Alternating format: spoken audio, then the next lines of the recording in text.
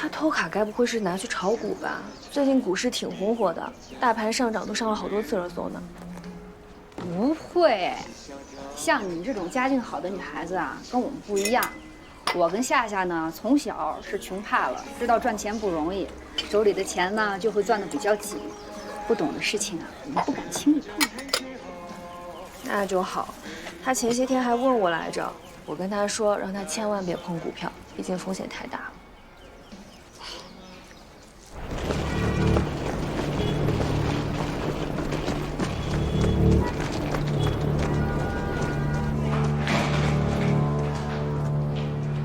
哎，小伙子，你有什么事啊？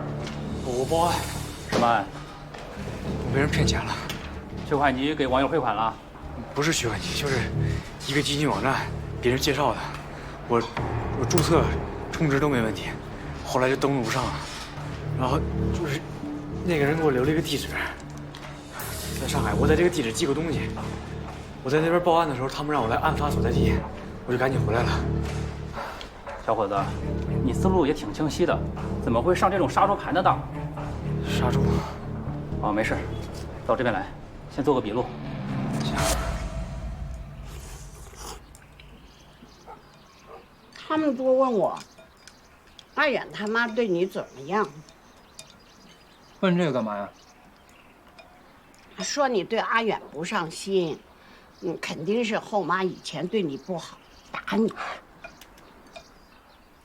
阿姨什么时候打过我？只有你打我。我什么时候打你了？好，你没打，你那是挥了爱的棒棒啊。那你怎么回答的？我说啊，我们阿瑶啊，心里有数，阿远没丢，可是别人不信。爱信不信？哎，阿瑶，你跟阿奶说，阿奶不往外说，行不行？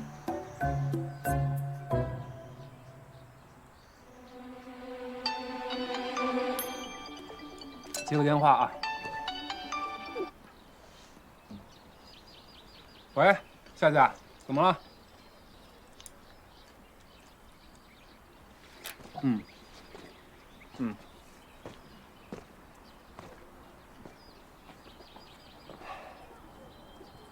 行，那我从家里过来，你等我啊。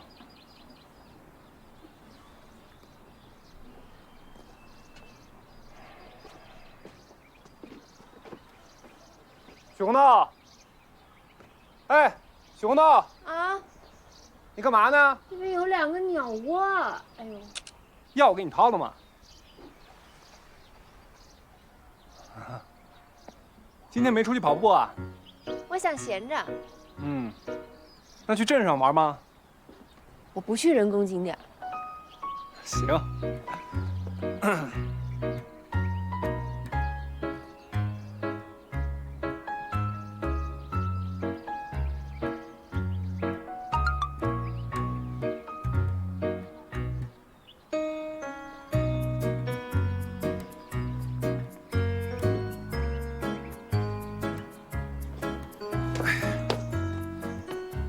阿奶，我一会儿要去看古城，我让那个许红豆送你出摊啊。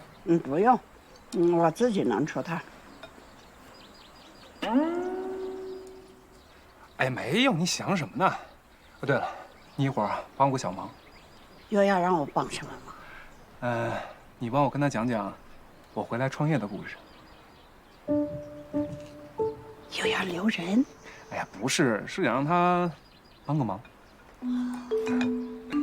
那是往残里讲，还是往好里讲？往难里讲。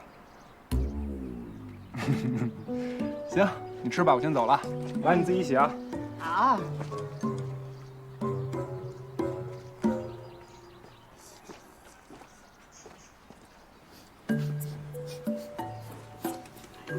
干什么？哪有烤面包的味道？我怎么闻不到？一样。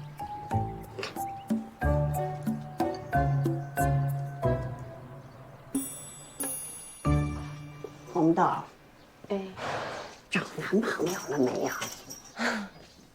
没有，怎么还不找呢？没遇到对眼儿的。看上对眼的就行。啊，遇到对眼儿的就行啊。那家里穷的呢？穷点儿没事儿啊，我可以赚钱。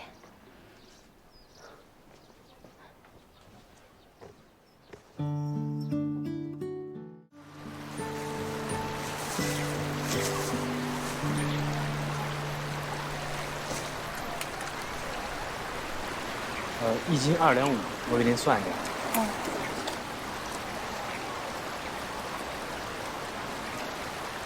一共68块7毛5。收您68就行。行。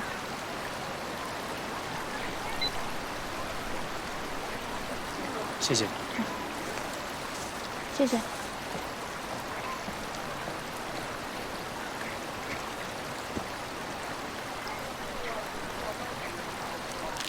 妈，别装了，我坐飞机带不了这么多东西。哎呀，你懂点事儿，到人家那儿，人家管吃管住，你带点东西礼貌。你还嫌弃上了？你知道妈做这卤上要拿出去卖的话，得50多块钱1斤呢。你算这得多少钱？洗碗去。他都要出门了，你还让他洗碗去？是也没出过门，你不担心他呀？多大岁数了还担心他？你别把他养成妈宝男行不行？什么妈宝男呀？你再这么惯着他，他就是妈宝男了。我怎么惯着他了？小时候也没少挨打。我又不是你凤姨。呦，塞不下了妈。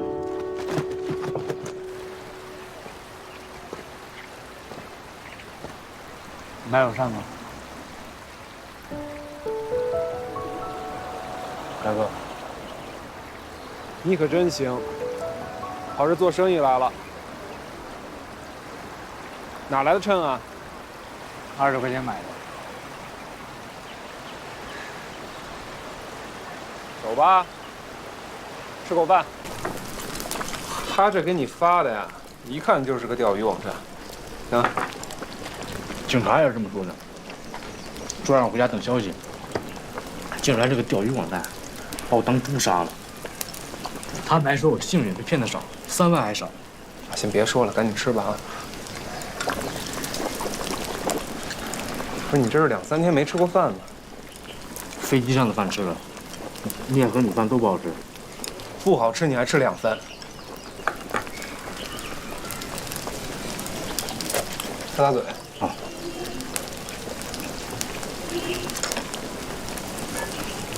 反正这事儿不能让我阿妈知道，她心疼钱，肯定难受的吃不了觉。更不能让我阿姐知道，本来她就看我不顺眼，这么大个把柄被她抓着了，给她嘲笑我一辈子。你想多了啊，你姐可不是这样的人。就哥，你觉得她是个好人？反正不管怎么说，这钱啊，我先借你。不过呢，你要有个心理准备，这种网络诈骗的钱要想追回来，可能需要点时间。我知道，哥，你是不是觉得我蠢啊？不是蠢，是被这种容易得来的钱啊，冲昏了头脑。我是贪。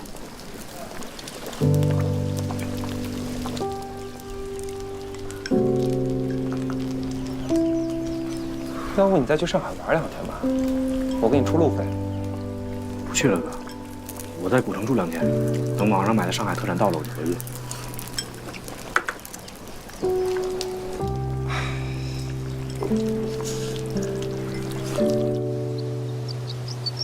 他呀，太难了。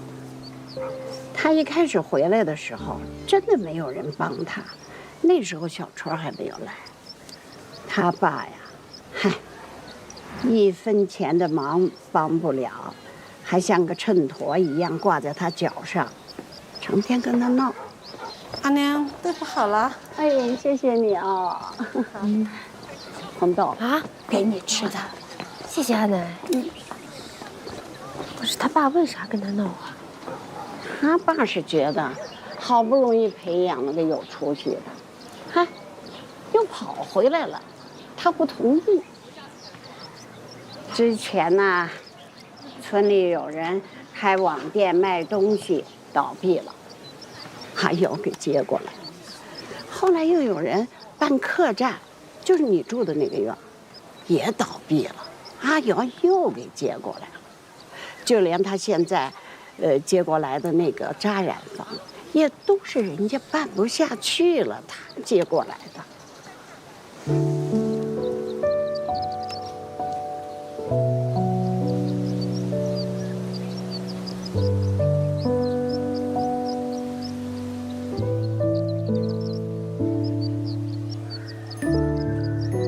这游客怎么这么少啊？这么半天都没人来询价。别急，我们都在这坐了2个小时了，才2个小时嘛。这平时生意都这样啊？要是碰上赶集，那问价的人就多一些。那能卖多少啊？我也做不了多少呀。能赚到钱呀？平时买油买盐，还要给你们小辈买点零食，那是够了。只要我还能动，那就不能什么都伸手跟孩子要，不像话。这一阵子啊，我多攒了一点钱，等阿远回去上学，给他当零花钱。攒了多少呀？3000。300。哎，对了，我还给阿瑶也攒了钱。你给她攒钱干什么呀？结婚用啊。从她上大学我就开始给她攒，攒了好多年了。攒了多少呀？不告诉。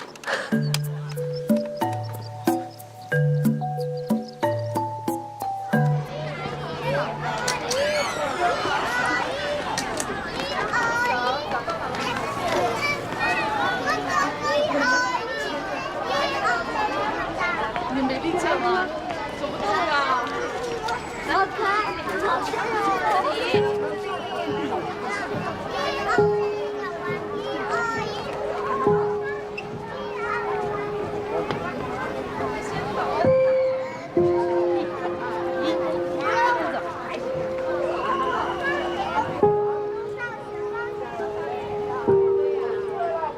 哎，那个，你把家里送煤气的电话发给我一下。等会儿，你现在在哪儿呢？外滩。大白天去外滩了？行行，我知道了，好好玩啊。回家了，拿好手机，存上锅包。走。哎，下雪啦！那个冠军，我有点事儿，让孩子去你那儿吃饭行不行？行啊。听叔叔话啊。那阿姨走啦。拜拜哈。拜拜。拜拜。你阿妈好忙哦，当然了，女人就要忙事业。这是谁教你的？娜娜姐姐说的。真厉害！走，回去。国宝，你走前面啊。回家。走吧。这个好好看啊！哇，这个好可爱啊！哎，我们走到那边去看看吧。好，走。这个乳扇多少钱一斤啊55元一斤。哦，可以试吃，都是自己家的。不用了，谢谢。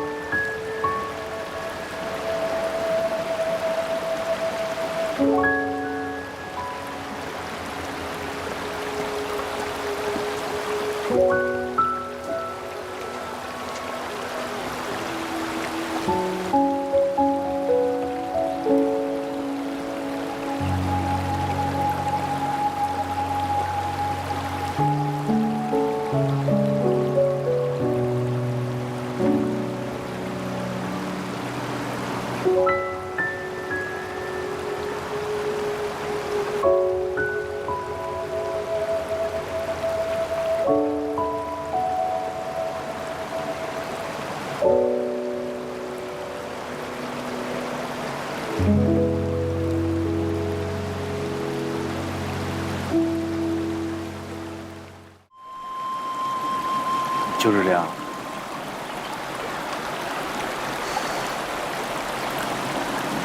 说句话呀，说什么呀？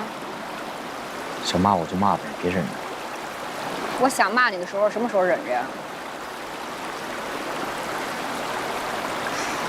这样啊，这件事儿，说什么也不能让阿妈知道。她那么节俭，平时1、2毛钱的菜钱都跟人家计较。要是知道被骗了这么多钱，嘴上不说什么，晚上肯定睡不着觉。钱呢，你也不用问大哥借了，我这儿还有些积蓄，先把你那3万块钱补上。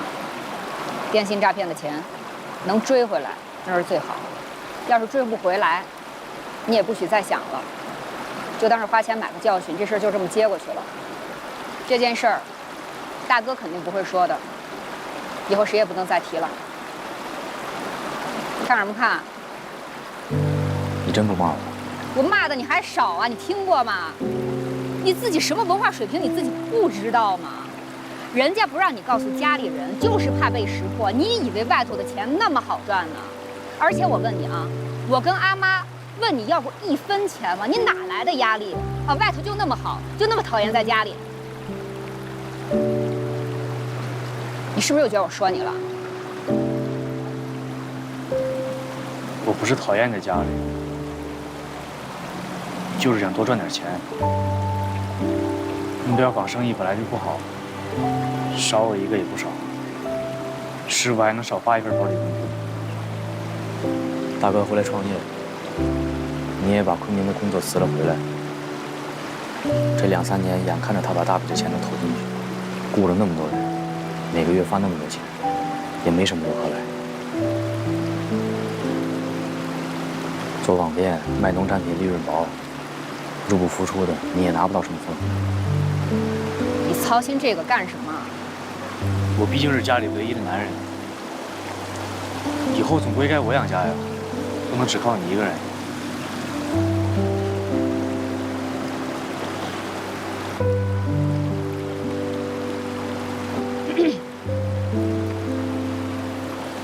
你现在是不是觉得我又笨，想的又多？我知道我笨。你是笨。你知不知道什么叫厚积薄发？什么叫水到渠成？河里有水，咱们得先挖水渠，水才能引到地里来。很多事情都是要一步一步慢慢来，急不得的。你看怀兰娘娘啊，她做了1辈子的绣娘，现在谁见到她，不得尊称她一声谢老师？之前你跟你师傅学木雕，白天学，晚上练，那么认真刻苦，学了那么多年，好不容易能把一个不值钱的老木盆雕成工艺品卖出去。所以很多事情，你不要只看眼前，得慢慢积累的。但是你看不到这个，你就知道着急，那你说你是不是笨？师傅积累了1辈子也没挣什么大钱。哎，那你告诉你姐，赚多少钱叫大钱啊？你师傅啊，靠着自己的手艺，能养活一家人，然后把手艺传出去，让你们这些学到手艺的人也能养活家里人，不够吗？我看网上说，你能不能不要老听别人说，你自己能不能思考一下？还是刚才那句话，外头的钱是那么好赚的吗？遇到问题，我们应该想的是怎么样想办法把我们的好东西卖出去，你就知道跑。我告诉你，小夏，你这种做法你知道是什么吗？就是好吃懒做、好高骛远、好逸恶劳。你这样能有什么大出息啊？行了，我不说你了，啊，你自己好好想。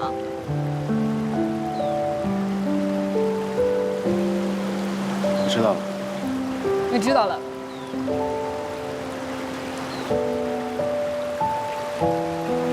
这个可以试吃吗？哦，可以，这是我们家自己做的，你可以尝尝。嗯，来，你尝尝。谢谢。这个多少钱啊？55块钱一斤。15。嗯，来点吗？那像这样一袋是多少钱？来，我给您称一下。来，拿大的。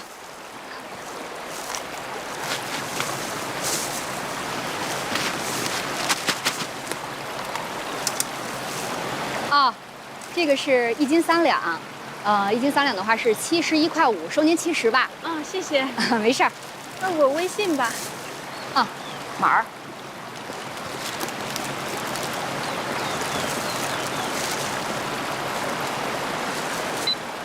好嘞，您拿好啊。谢谢。没事儿。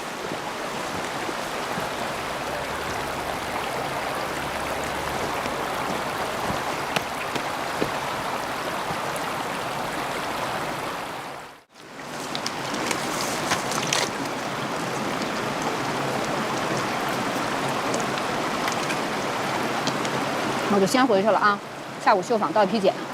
吃饱了吗？我给你买杯奶茶路上。饱了。我告诉你啊，过几天回家的时候，千万不能露馅儿，听着了吗？来，把这扔了，我走了啊。哎呀，姐，干嘛？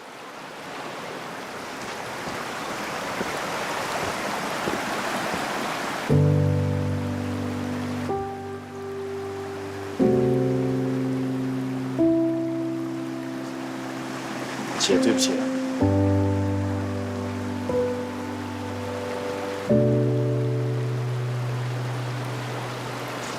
干嘛呀？恶心死了！以后少让我生气，比什么都强啊！好。走了。拜拜。我怎么能说恶心死？怎么能说这样的话？你真是。我干嘛抱着呀？好想死啊！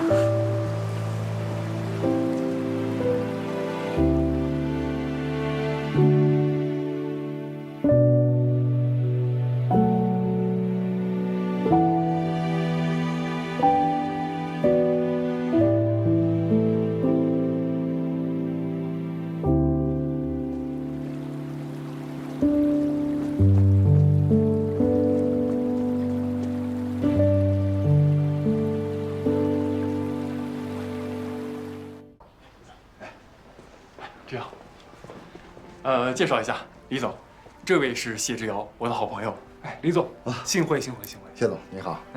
这怎么来的呀？开车来的。那今天不能喝酒了。能，带司机了。有备而来呀，可以吗？来，坐。行，来，谢总，您上座。来，让。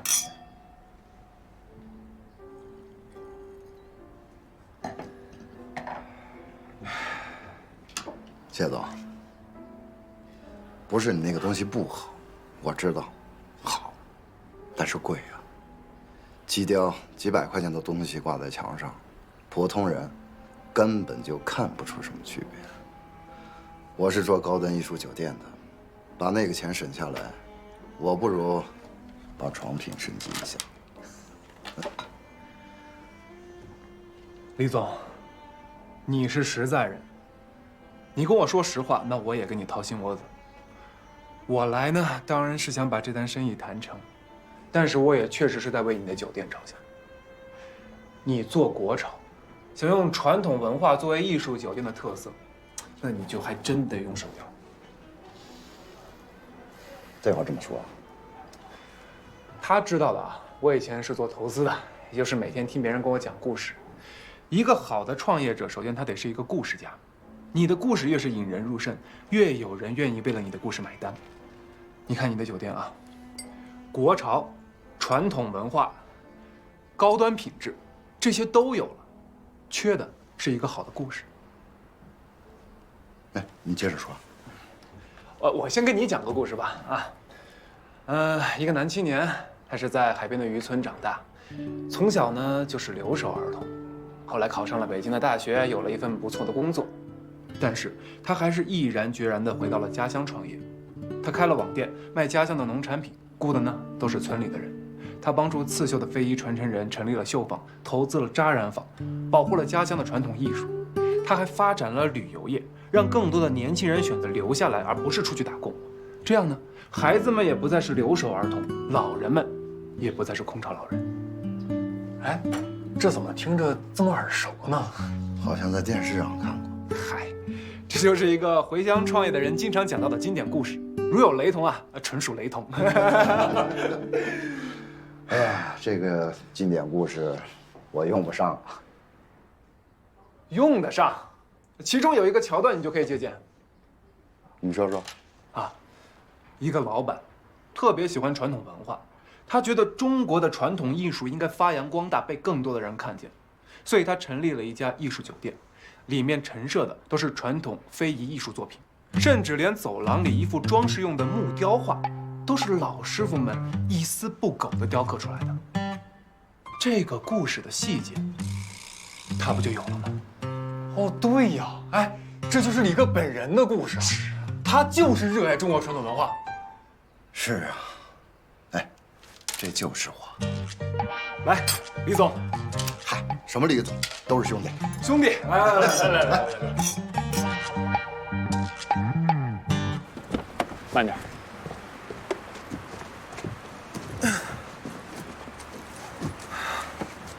刘，哎，谢谢你啊。谢什么？睡会儿啊。师傅，路上看着点他啊，别让他吐了。好，走吧。好，走了。走了。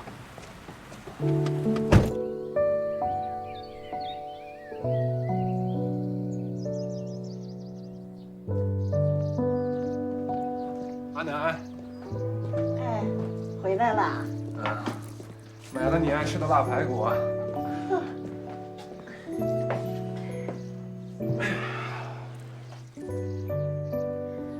还想着阿南爱吃腊排骨。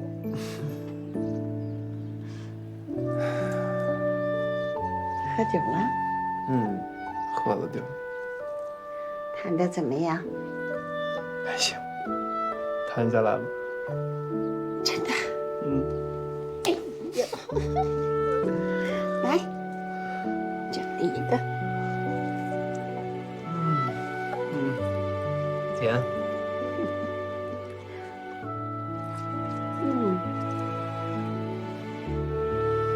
甜。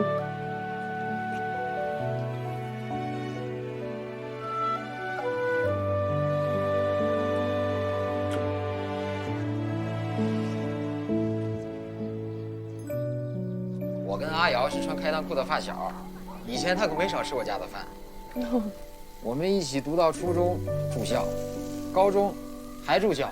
哎呦，太苦了。我学习也不行，没考上大学。后来家里给介绍了个小姑娘，我俩一见面，嘿，是我初中喜欢的女同学。结果那女同学一张嘴就问我要阿瑶的电话号码，你说气不气人？你给了吗？给了呀。不给显得我多小气。不过阿瑶那时候忙着读书拿奖学金，也没空招惹小姑娘。等她大学毕业了，我问她回不回来呀，跟我说又考上研究生了。哎呀，我说你读这么多书，将来这得当多大的老板？那可不是老板吗？那人家现在就在搞自己的产业链。你说大老板吧，也的确是。他回来这几年呀，投入了不少，但你说钱赚到没有？确实没赚到什么。一问他就说是投入阶段，哎，我也不懂。要我看啊，真不如他在北京工作那些年，做那个天使投资，那工资和奖金可不低呢。你又在嚼什么舌根啊？吓我一跳。聊什么呢？随便聊聊。聊我烤肉，你烤大学呗。吃点什么？我吃过了。跟我烤点蔬菜吧，行吧？行。我烤好了，我给你拿过去。好。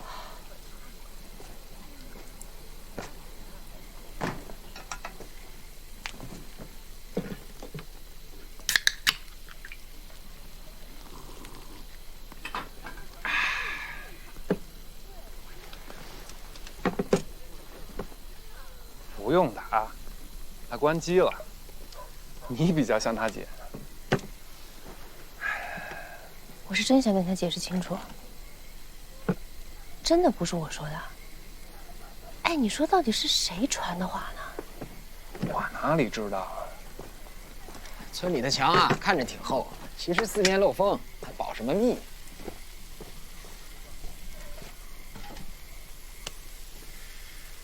哎呀，我看你最近这几天天天待在小馆里，没出去玩啊？去哪玩啊？扎染坊，你可以亲自体验染布。下午染过了。小馆旁边的木雕坊。买了。竹筏呢？做了。骑马很有意思。不去了。为什么？不喜欢。哦，对了，村子的东边，那有一大片露营地，什么采摘啊、垂钓啊、barbecue， 我北京朋友开的。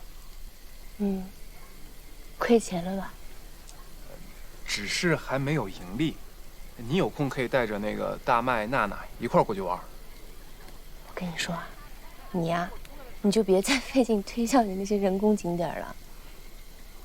我来这儿就是想找个没人认识我的地方，认认真真的当个没用的废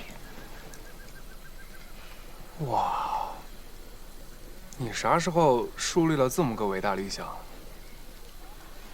工作之前呢，就是一直学习；工作之后，就是一直工作。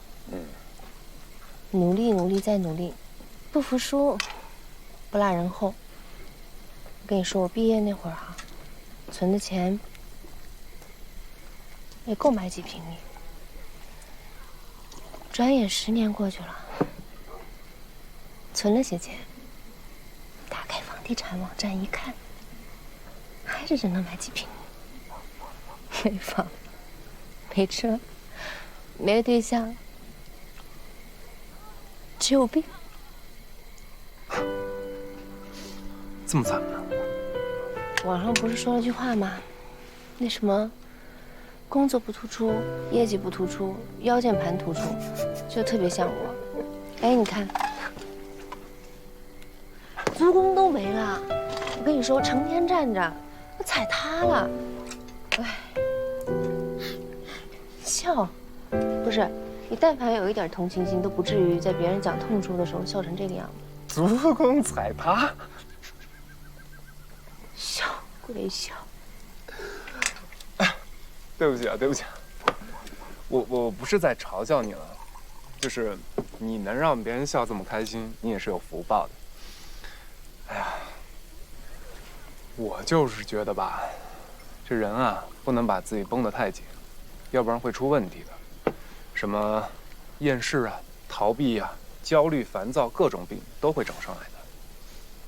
绷得紧不紧是我能选择的吗？你就像那个钟上的发条，那不跑到华司，谁愿意换呢？我看你条件也挺好的，啊，化个妆，收拾一下，也是板扎的大美女，还愁找不到一个条件好的对象呢。我图人家条件好，人家图我大美女，那再过了几年，我还是大美女，那人家条件还好吗？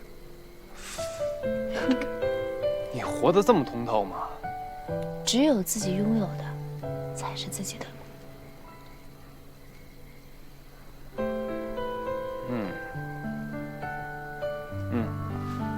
我敬你一个。不是，你喝的什么呀？我中午喝了，再喝成酒鬼了。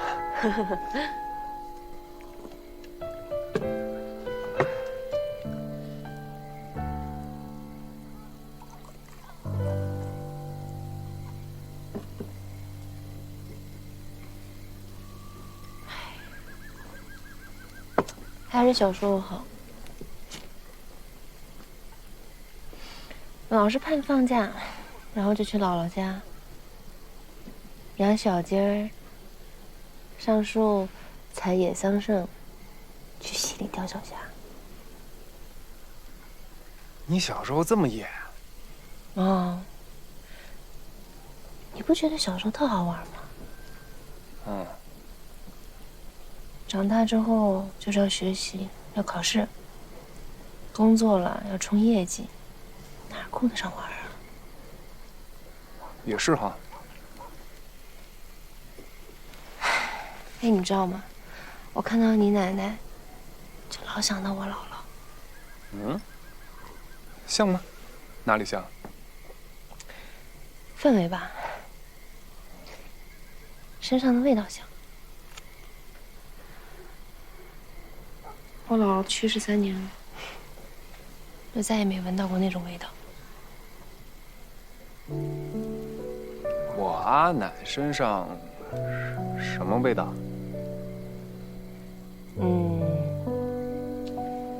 有点像烤面包的味道，暖洋洋的。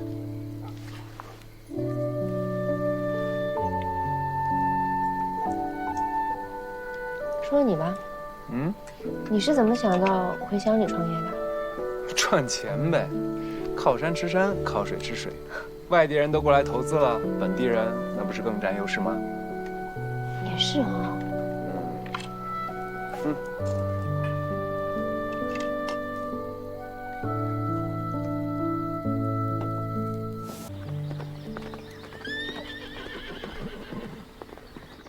其实有丰小院啊，占用的精力不是很多。我现在呢，主要就是电商仓库还有小馆两边跑，忙是忙了点儿，但是能应付得过来。你不要逞强啊！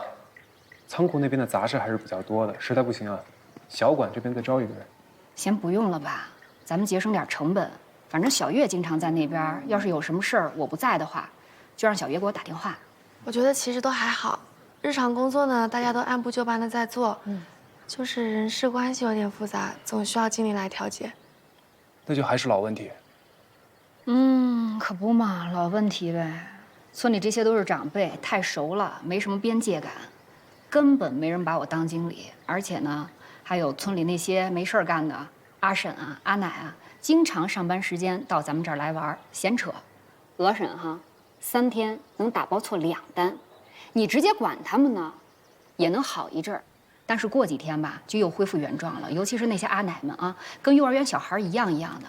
你说多了，他还跟你生气。小馆也是同样的问题。熟人社会做事儿呢，就是有这个麻烦，只能说啊，多叮嘱，再加强他们在工作中的自我要求和服从管理的意识。其实大哥，我就是觉得咱们2个跟他们太熟了，需要顾及的事情很多，还有很多情感因素。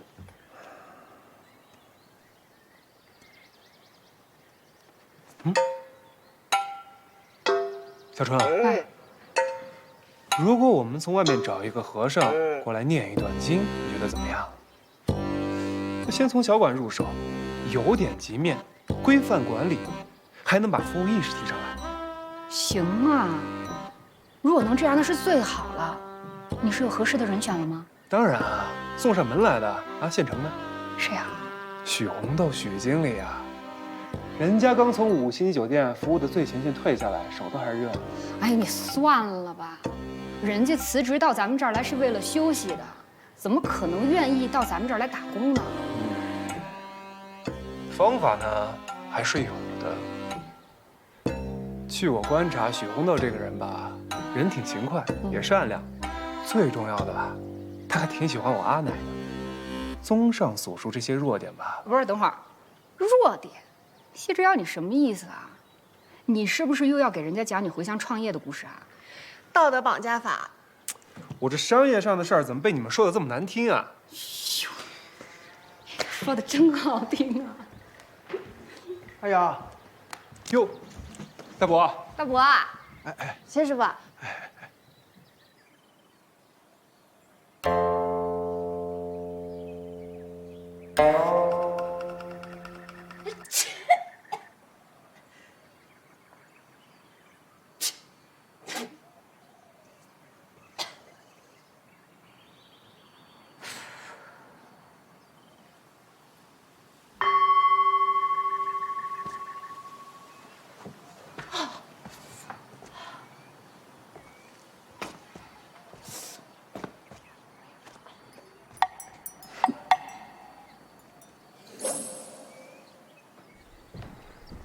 伯，哎，喝茶。哎，好。这批活估计够你们干几个月了。你也别多想啊，我也没费什么事儿，就是陪那个李总啊吃顿饭，主要是他自己喜欢。之前啊，确实是预算问题。哎呀啊！哎，咱坐着说啊！来，您坐。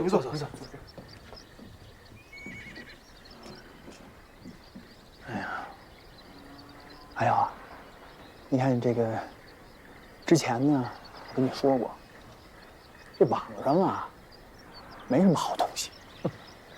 你说这个天天上网看的都是什么呀？别人家日子过得好，还要买豪车，又买豪宅，啊，这个动不动的，这个谁又火了，还又赚了几百万了，几千万了。这是什么呀？这是毒啊！太毒了！哎，你说年轻人他一天到晚的看这些，他能把心沉下来，踏踏实实的工作吗？都心浮气躁，不务正业去了。那几百块、几千块，在他们眼里已经不是钱了，一天到晚就想着怎么挣那几百万、几千万去了。是，你那时候刚回来，你跟我说，你要帮着我包装、推广，要带着木雕师傅们一起赚钱，还说政府呢要乡村振兴，发展旅游，你呢回到家乡也要搞基础建设，是吧？也要建设家乡。我说句实话，我不怕你生气啊，我根本就没信。我觉得你小子这些年在外边啊，学了一肚子坏水啊，你一回来呢，也打算偷机取巧赚那个大钱，是不是？也不止您一个人这么说，啊，大家对自己不了解的事情抱着怀疑的态度吧，也正常。哎，要过去啊，只要手艺好，那别人就自然找上门来了。现在不一样了，以前呢是满足需求，现在呢是创造需求。我阿奶都说了，时代不一样了。是，时代不一样喽。